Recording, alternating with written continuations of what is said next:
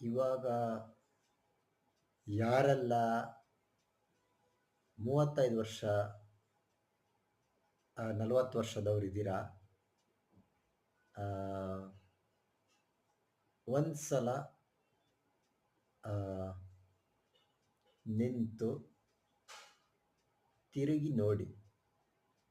35ರಲ್ಲಿ okay, 35ರಲ್ಲಿ ಒಂದು 12 ತೆಗೆದ್ರೆ ಎಷ್ಟಾಯಿತು?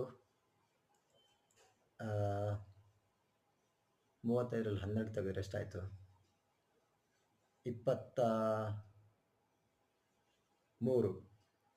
23 ವರ್ಷದಿಂದ ರಿಯಾಕ್ಟ್ ಮಾಡಿ ನಿಮಗೇನಾದರೂ ಮನಸ್ಸು ಶಾಂತವಾಗಿದೆಯಾ?